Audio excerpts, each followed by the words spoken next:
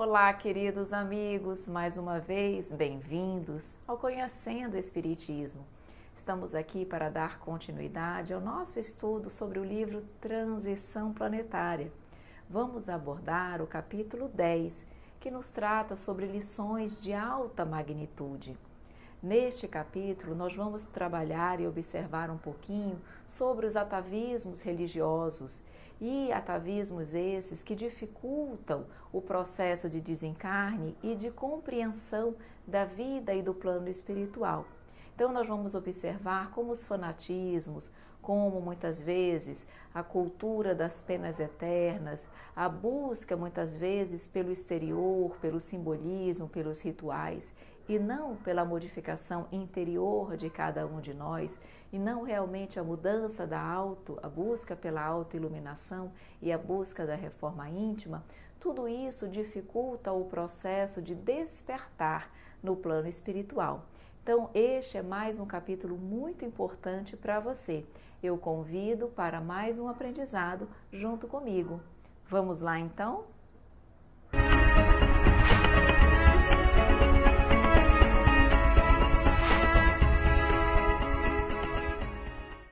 Vamos então, meus amigos, dar continuidade ao nosso estudo do livro Transição Planetária, abordando essas lições maravilhosas do capítulo 10.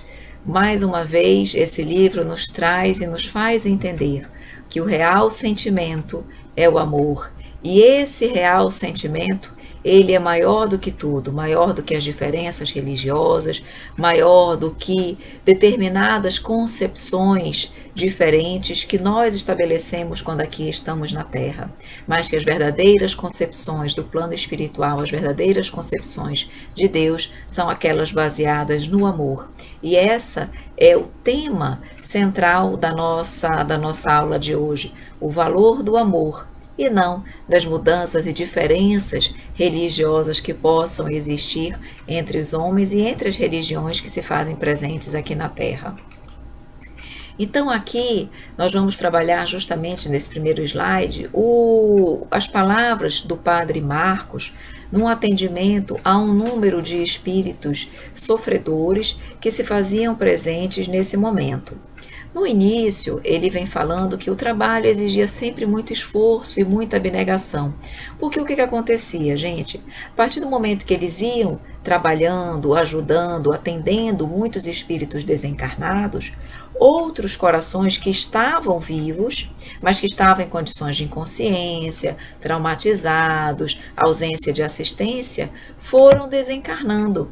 Então, embora eles atendessem grande número de espíritos desencarnados, outro número grande de espíritos desencarnava e, portanto, chegava no plano espiritual e se faziam, digamos assim, objeto de ajuda dessa caravana. Então, o trabalho era sempre de muita abnegação e de muito esforço, muito, realmente, mais uma vez, muito amor envolvido durante todo esse processo, para que esses corações pudessem ser mais facilmente atendidos, diminuindo um pouco do seu sofrimento e da sua dor. Aí aqui a gente vem falando justamente sobre as considerações que Padre Marcos fez, porque ele falava a um pequeno grupo de cristãos católicos, e esses cristãos ainda estavam apegados e imantados aos despojos materiais.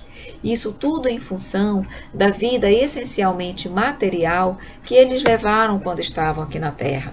Então, em função das concepções equivocadas sobre a vida no plano espiritual, sobre o apego à matéria, eles estavam tendo dificuldades de se desligar dos despojos físicos. E Padre Marcos foi justamente atender esses corações para que eles pudessem ter esse processo de desligamento realizado com menos sofrimento e dor para esses corações. E aqui ele diz, a sua voz era meiga, gentil, informando-os que a morte não deveria ser vista como uma grande desgraça. O oposto da vida não é a morte, mas o renascimento. Então ele vem falar que na realidade a morte não é o fim de tudo, é na realidade um renascer para a vida imaterial, para a vida espiritual. E aí a gente vai ver que muitos desses corações, quando estavam aqui no plano material, tinham vínculos muito fortes com o corpo, em decorrência do materialismo que eles vivenciavam. Por isso, essa libertação estava sendo tão dificultosa, precisando da ajuda da caravana para esse processo, tá?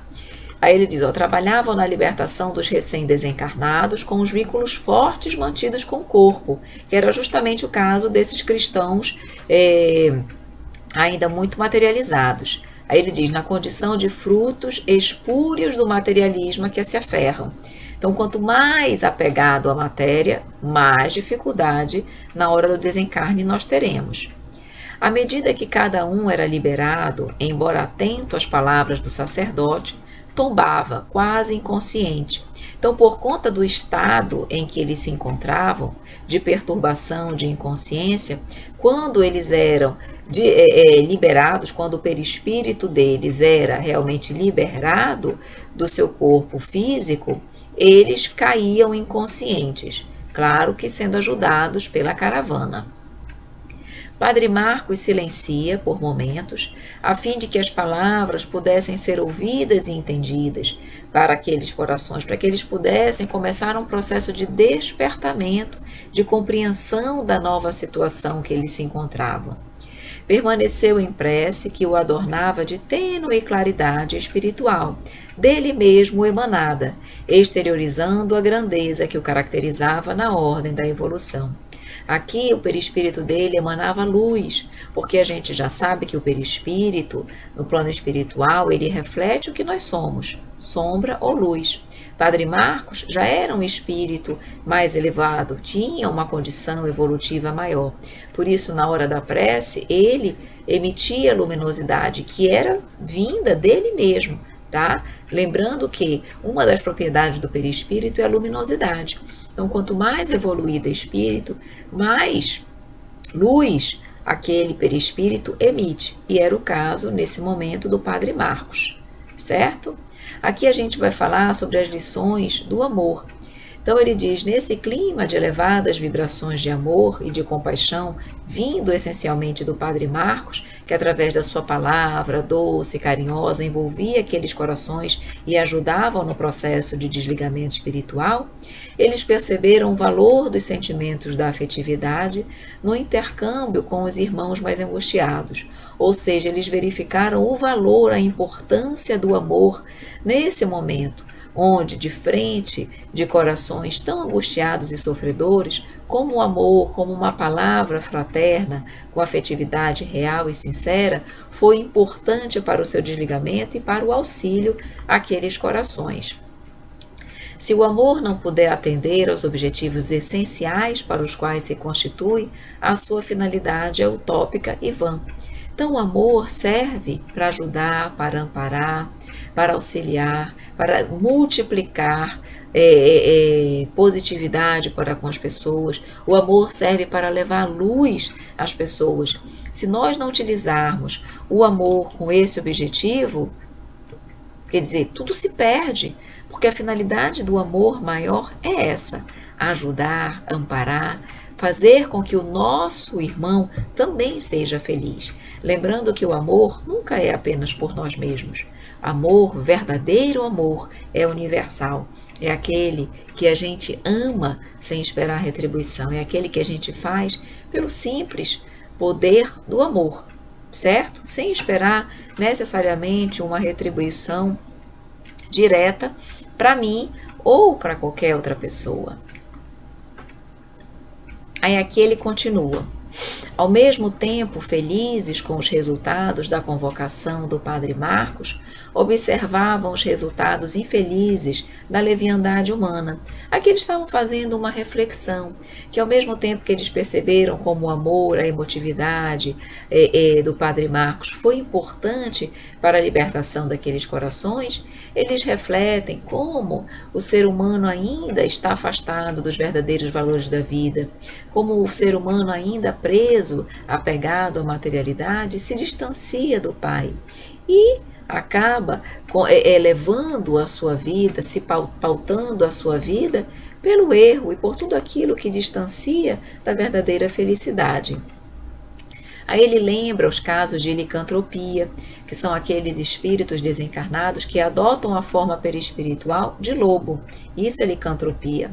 Ou de outros animais, que é o que a gente chama de zoantropia. Qualquer outra forma animalesca que não os lobos são chamados de zoantropia. Então ele vem dizendo que é lamentável observar tanto os algozes quanto as vítimas dessa situação de licantropia, porque todas elas refletem o desrespeito às leis divinas, à lei de Deus. Aqui eu coloquei a foto realmente de um livro com as páginas pretas, indicando justamente o que é a cegueira espiritual, o completo desconhecimento das leis da vida. E o desconhecimento das leis da vida, ele ressalta, faz com que o espírito mergulhe no mais abismal estado de primitivismo. E claro, gente, que é isso que acontece. Por quê? Porque quando a gente é ignorante, sem conhecimento, a gente acredita em tudo, porque a gente não tem condições, não tem mecanismo, não tem conhecimento para discernir certo e errado, muitas vezes. Posso ter, claro, aquela essência divina que todos nós temos, mas o conhecimento liberta demais. É por isso que nós estamos estudando, porque a partir do momento que a gente sai da ignorância e que a gente conhece os princípios, as leis, como tudo acontece, como acontece a justiça divina, a gente tem condições de, através do nosso bom senso, decidir o que é certo e errado e buscar as nossas melhoras. Melhoras essas que vão nos permitir realmente a evolução espiritual, que é o que todos nós almejamos. Aí ele refletia sem censura sobre essa situação toda. Por quê? Porque ele lembra que, na realidade, todos nós, que hoje já nos encontramos numa condição um pouquinho melhor, já somos viajantes da noite das sombras, já erramos muito no passado, faz parte do nosso processo evolutivo. Então ele analisava isso, mas não tinha um tom de censura e de julgamento, porque ele sabe que tudo decorre do nosso livre-arbítrio, mas tudo também é aprendizado espiritual. Nenhuma dor, nenhum sofrimento, nenhuma vivência, boa ou ruim, fica em vão. Deixa de ter um peso para o nosso crescimento espiritual. As experiências nos fazem modificar. As experiências nos ensinam para o bem ou para o mal. Então é isso que ele vem dizendo nesse momento. Aí ele fala, os atavismos religiosos de alguns, dando conta do fenômeno de que foram objeto, aguardando a chegada dos anjos mitológicos, desesperavam-se e blasfemavam, reclamando contra o abandono e que supunham encontrar-se. Como alguns daqueles corações que desencarnaram, daqueles cristãos que desencarnaram, tinham uma concepção completamente equivocada do plano espiritual, acreditando que iam ser recolhidos por anjos mitológicos que iriam lá ampará-los e recolhê-los. Quando eles perceberam que nada disso aconteceu, eles entraram num processo de revolta, blasfemando contra a justiça divina. Por quê? Porque eles se imaginavam abandonados pela justiça divina. E isso decorre dos atavismos religiosos, das concepções equivocadas que muitas religiões, algumas religiões, ainda pregam perante os seus fiéis. Essa transferência de responsabilidades dos nossos atos para a divindade, além de ser uma atitude profundamente leviana, é muito cômoda. Proporciona uma visão distorcida da realidade, transferindo para o mundo da fantasia e da mágica. Somente quando o ser humano desperta para a consciência de si mesmo, das responsabilidades que lhe dizem respeito, é que tem início o processo de descobrimento da verdade e do dever. Então ele diz, a gente não pode querer transferir a responsabilidade dos nossos atos para a divindade. Nós temos a lei de causa e efeito, é uma lei divina e ela vigora para todos.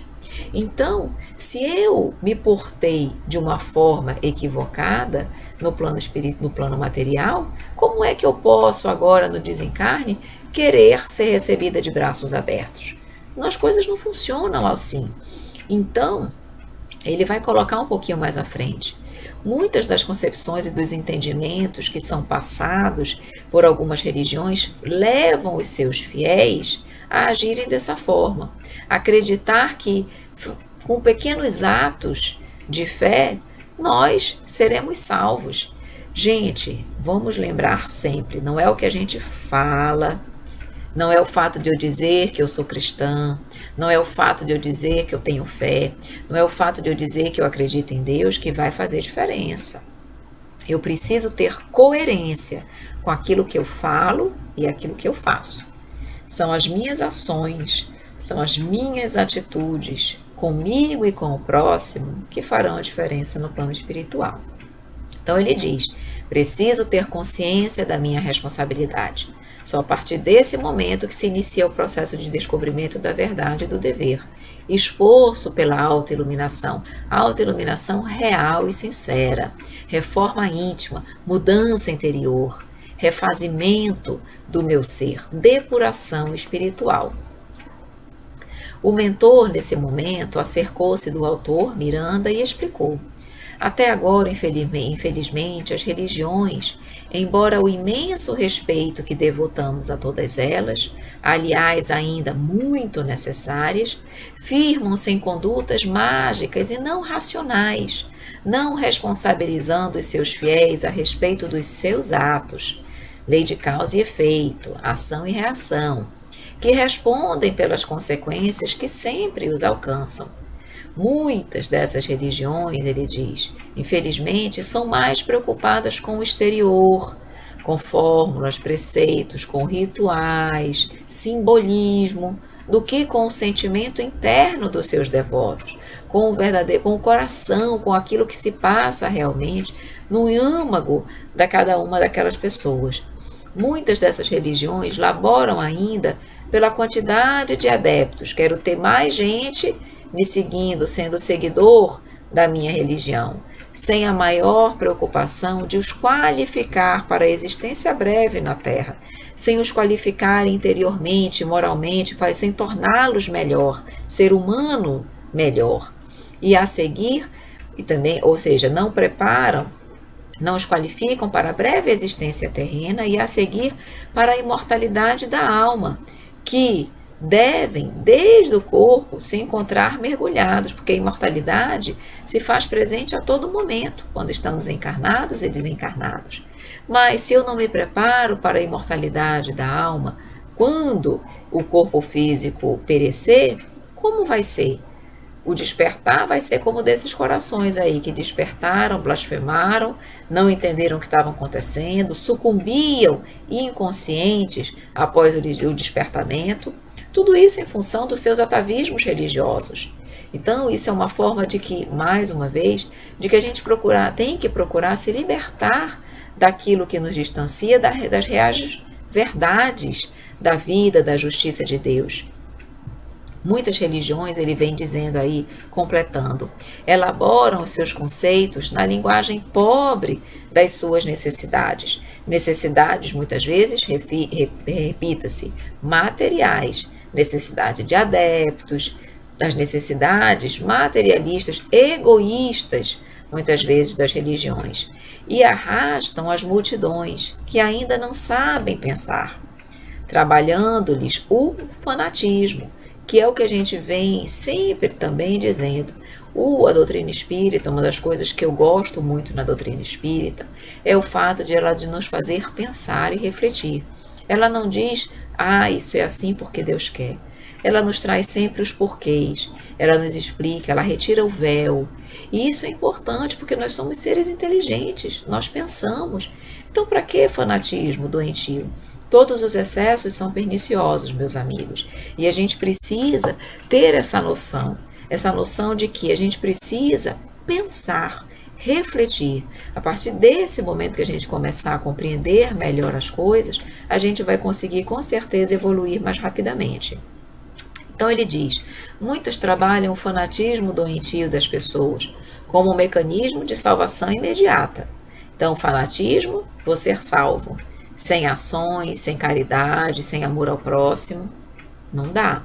Bastando pequenos esforços humanos para a eterna recompensa, ou, quando isso não é conseguido, a terrível punição eterna, sem a mínima possibilidade de se receber misericórdia ou compaixão. Então, essas criaturas que foram, digamos assim, orientadas nessa condição que a gente acabou de falar, cambaleiam então no mundo, esses autômatos da fé, sendo transferidas para o mundo espiritual as multidões equivocadas e engessadas nas informações, sem a preocupação da autoiluminação. Fica, portanto, muito difícil esclarecê-los nos primeiros tentames após o desencarne, porque eles estão com as ideias tão deturpadas, tão equivocadas no tocante à salvação, no tocante à autoiluminação, no tocante à vida no plano espiritual, que fica difícil esclarecê-los e orientá-los.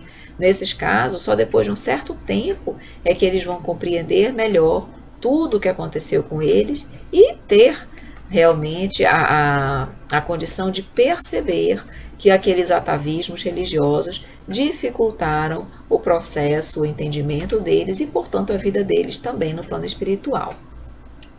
Lembra que nesse estágio do sofrimento, que a compaixão dos céus recambia esses sofredores de volta à abençoada escola terrena, para o ministério da reencarnação, em expiações severas ou provações rudes, facultando-lhes o entendimento das leis da justiça e dos deveres que devem constituir a pauta de todas as existências.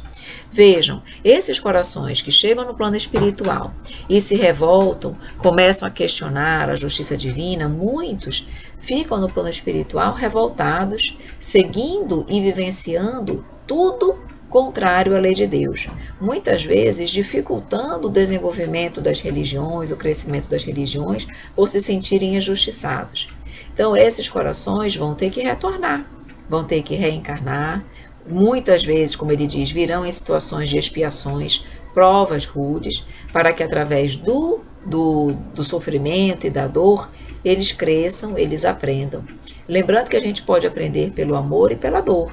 Deus não quer a dor de ninguém, mas a dor, muitas vezes, precisa ser utilizada como o último recurso da misericórdia divina para o nosso crescimento e para o nosso aprimoramento. Porque nós tivemos a oportunidade de ir pelo amor, mas não quisemos, tá?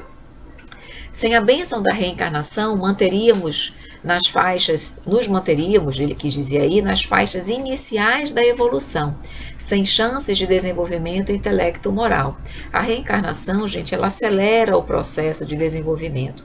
Por isso que a gente vem para cá, por isso que a gente reencarna, para progredir. Quando a gente chega no processo de pureza, de angelitude, a gente não precisa mais reencarnar, mas a gente continua crescendo no plano espiritual, sim, mas não mais com a necessidade de vir para cá, porque aqui é que a gente consegue realmente colocar em prova os nossos sermos, provados nos nossos conhecimentos, no nosso aprendizado, nas nossas experiências, e conseguimos evoluir mais rapidamente.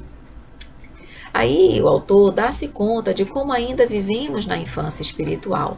As criaturas terrestres ainda são habituadas aos caprichos do orgulho, do egoísmo, sem as gratificações sublimes da solidariedade e do amor.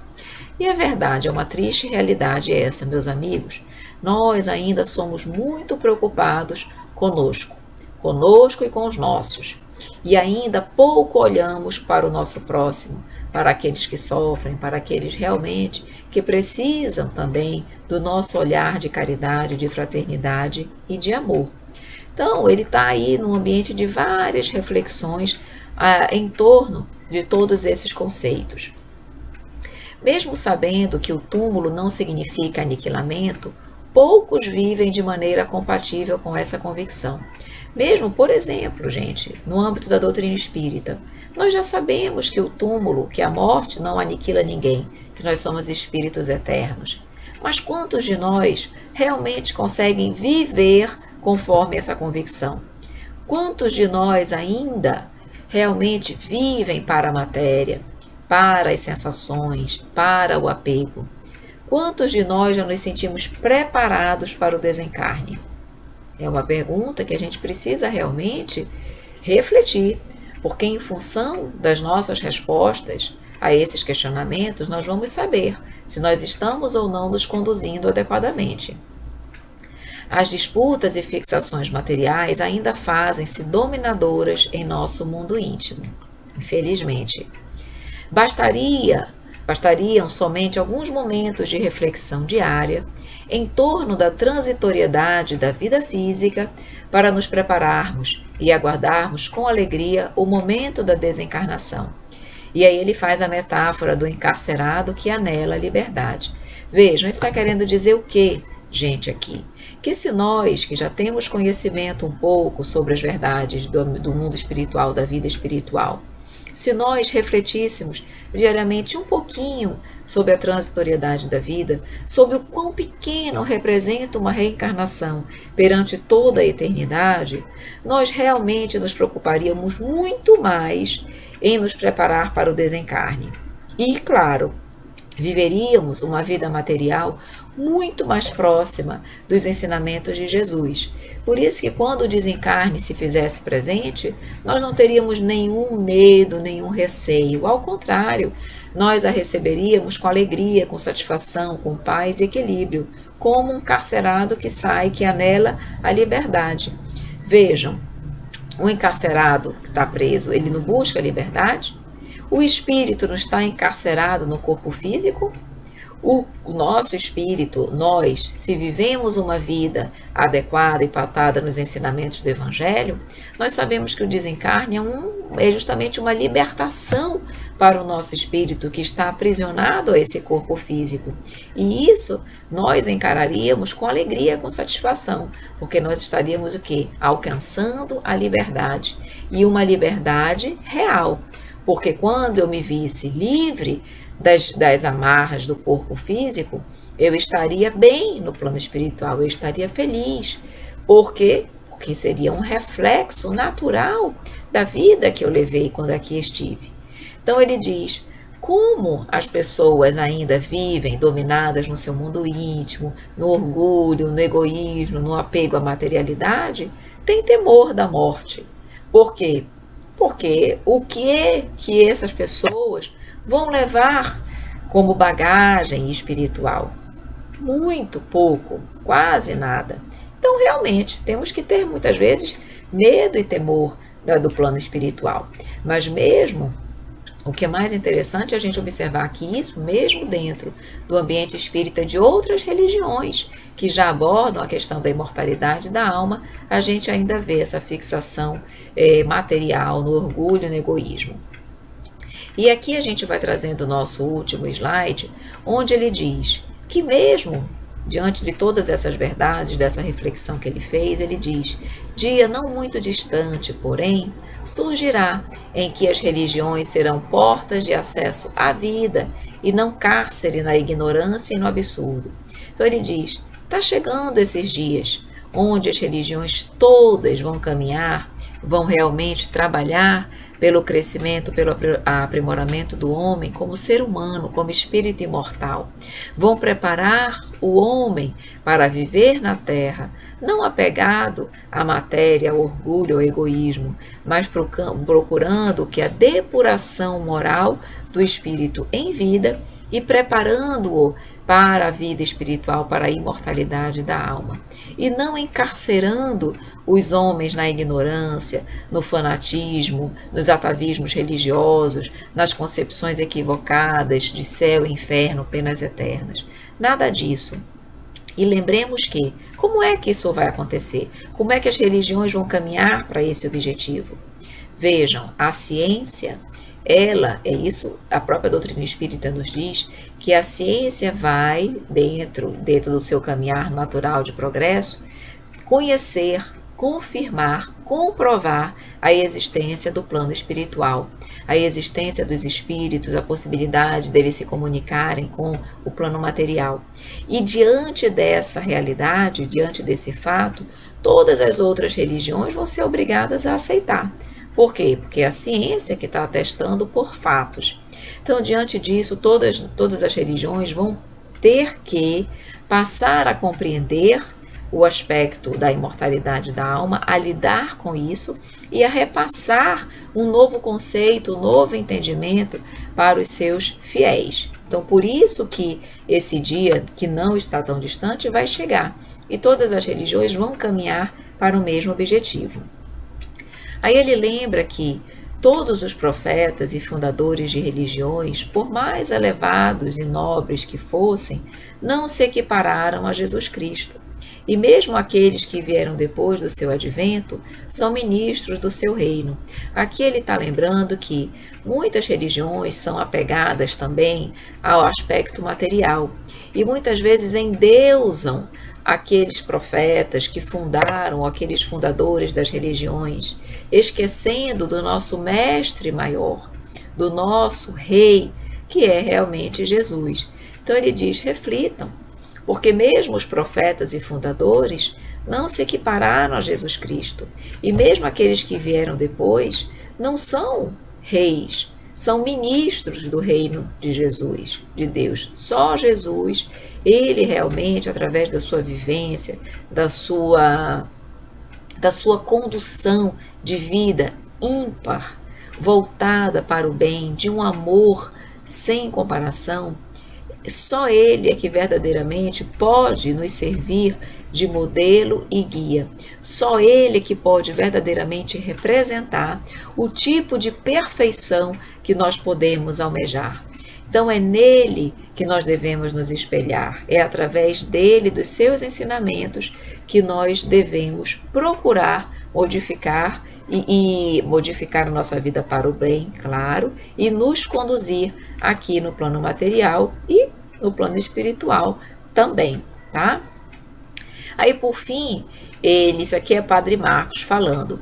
Veio o Consolador que ele prometera. Jesus prometeu que mandaria o Consolador prometido, que ficaria conosco, que revelaria, lembraria todas as coisas e ficaria conosco para sempre. E a doutrina espírita é considerado esse Consolador.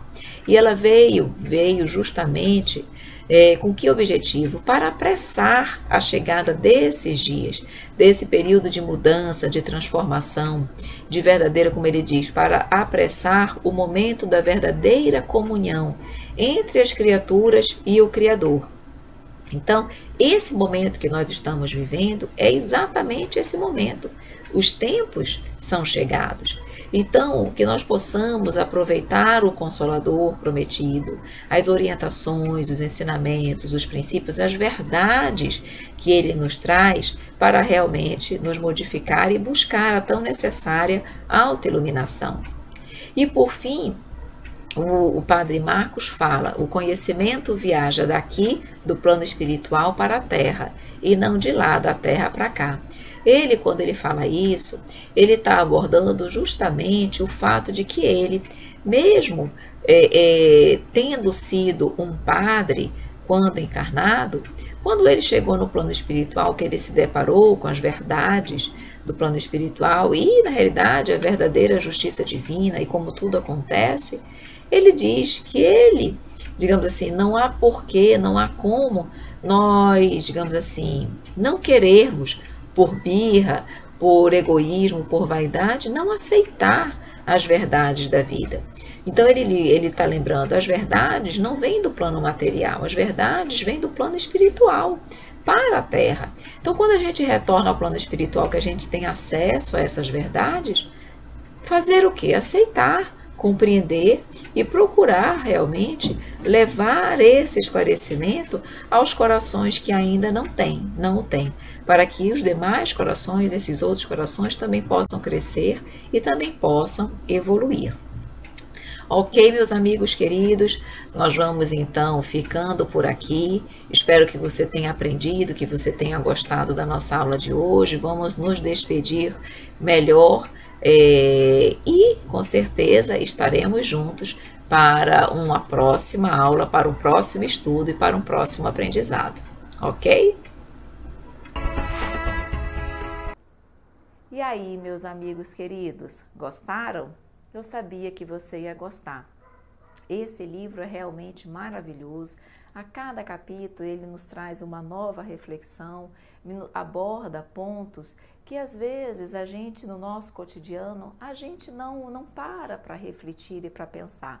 E através das observações sempre muito oportunas desse livro, a gente tem condições de a cada dia pensar um pouquinho mais nas nossas atitudes, na forma como a gente vê e analisa as outras religiões, com uma atitude, um olhar de mais compreensão, de mais entendimento. Tudo isso vai fazendo com que a gente vá adquirindo conhecimento, vivências, experiências e, claro, maturidade espiritual para o nosso processo de renovação e aprimoramento espiritual. Então eu agradeço a você por ter estado conosco em mais esta aula. Não deixe de nos acompanhar. Estaremos sempre aqui trazendo novidades e estudo e aprendizado. Muito obrigada mais uma vez e até a próxima!